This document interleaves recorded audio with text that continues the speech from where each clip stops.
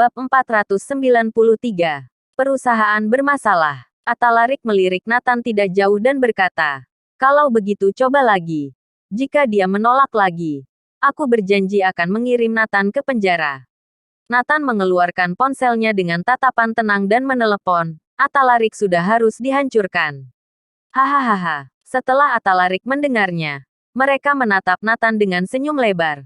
Semua menganggapnya idiot. Bisakah sebuah panggilan telepon merusak bintang besar?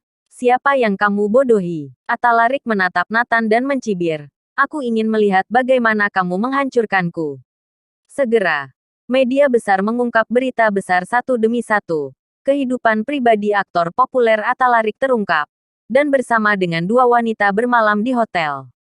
Yudaslah yang mengaturnya, untuknya. Difoto secara diam-diam. Video dan foto disebar bersamaan. Seluruh internet terkejut. Atalarik populer dengan cepat dan sejarah kelam juga terungkap dengan cepat. Pada saat yang sama, berita besar lainnya keluar. Atalarik meninggalkan pacarnya yang telah bersamanya 7 tahun. Kemudian memukuli dan menganiayanya. Juga meminta dia menandatangani kontrak untuk tidak mengungkapkan percintaan mereka. Selanjutnya, lebih banyak sejarah hitam digali. Atalarik keluar masuk klub malam. Dan suka bermain-main dengan banyak wanita terungkap satu persatu. Selain itu, Atalarik melamar pekerjaan sebagai tim penjualan. Akhirnya diterima oleh Colossus dan menandatangani kontrak 500 juta. Semua diberitakan satu persatu. Wajah asli dari Atalarik terungkap semua. Ternyata Atalarik mengkhianati Colossus Group. Dia orang yang tidak sanggup membeli makanan. Kemudian dibuat terkenal itu sudah cukup baik bukan? Serigala bermata putih yang tidak tahu terima kasih. Setelah terkenal meninggalkan pacarnya. Mengkhianati semua orang yang baik padanya. Pantas saja dia berusaha keras untuk menodai Colossus Group. Jadi itu alasannya. Setelah melihat wajah asli Atalarik dengan jelas. Internet penuh dengan omelan. Bintang besar Atalarik jatuh dari puncak ke bawah dalam sekejap. Berakhir. Ini sudah berakhir. Duar. Ketika Atalarik melihat ini, semua orang tercengang. Bagaimana ini mungkin? Atalarik meraung ke langit. Sementara itu, teleponnya berdering dan bank menelepon. Membekukan semua rekeningnya. Ini dilakukan oleh Yudas. Atalarik benar-benar berakhir. Selama sisa hidupnya, dia hanya bisa menjadi budak Triparta Group. Nathan menghampirinya dan tertawa. Sangat mudah untuk menaikkanmu. Sama mudahnya untuk menghancurkanmu. Bruk. Atalarik tersungkur ke tanah. Dia menatap Nathan dengan tidak percaya. Dengan satu panggilan telepon merusak segala miliknya. Untuk pertama kalinya Gilang dan beberapa lainnya merasakan kengerian Nathan. Terlalu menakutkan. Bukan, Tuan Nathan. Kami salah. Gilang dan Jaka Nawar jatuh berlutut dengan bunyi gedebuk. Asal Presdir Kirana. Tuan Nathan dapat menebus kami. Kami berjanji untuk bekerja keras untuk Colossus Group. Beberapa orang membenturkan kepala mereka. Nathan mencibir. Apakah kamu tidak mendengarkan istriku? Dia tidak akan mempekerjakan pengkhianat kembali. Duar. Kata-kata itu sangat mengejutkan bagi mereka. Seumur hidup telah hancur. Menyelesaikan masalah Atalarik. Secara tidak langsung membantu Colossus Group menyelamatkan krisis. Nathan kembali ke Jordan Group. Kakak Nathan. Kemana saja kamu baru-baru ini? Menghilang tanpa kabar. Wisnu dan penjaga keamanan lainnya tertawa. Jolene kebetulan melihat Nathan. Kamu kemana? Juga tidak meminta cuti. Wajah Jolene tidak terlalu bagus. Sesuatu pasti telah terjadi. Nathan bertanya langsung. Apa perusahaan ada masalah? Jolene ragu-ragu dan mengangguk. Ya. Bab 494. Tindakan menjijikkan dari Asosiasi Amal. Ada apa? Nathan bertanya. Jolene memijit pelipisnya dan berkata, bukankah bos besar meminta kami melakukan proyek amal triliunan beberapa waktu lalu? Kami membangun sekolah dasar, panti jompo, dan panti asuhan, dan juga mensponsori banyak siswa miskin. Tapi setelah kami menginvestasikan uangnya dan juga menyelesaikan semuanya, akibatnya, kehormatan itu diambil orang lain. Nathan terkejut. Ada hal seperti ini. Uang amal bisa menjadi keributan. Nathan mengerutkan kening dengan erat. Siapa itu?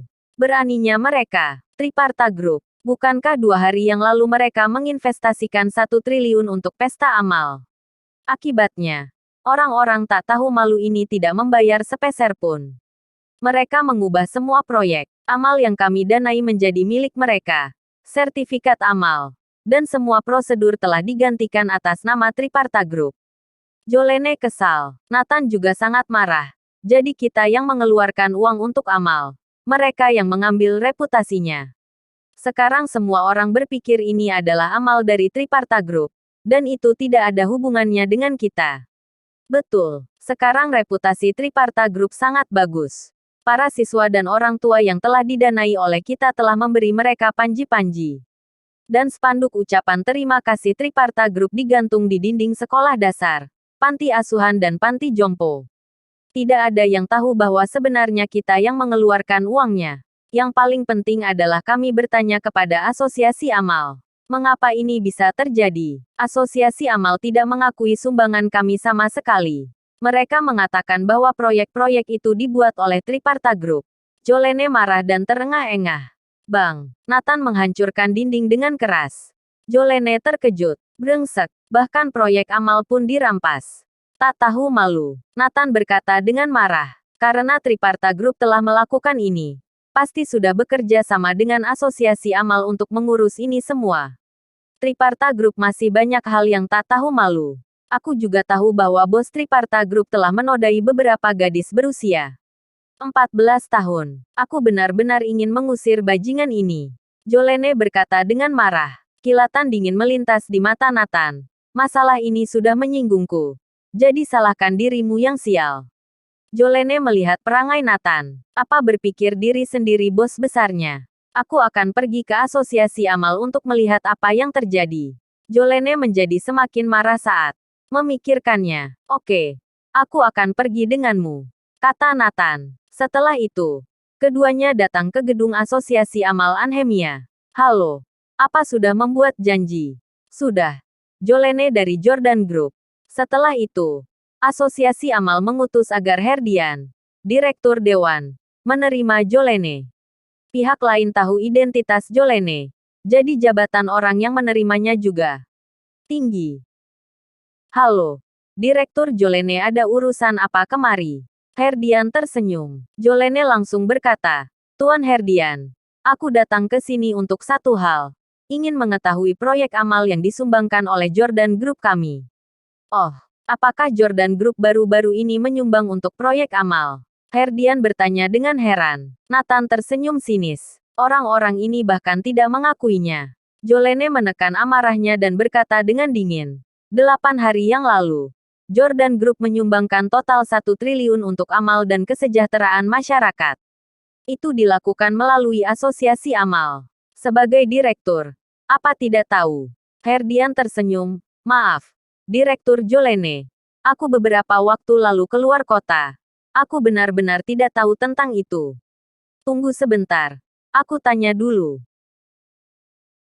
Bersambung.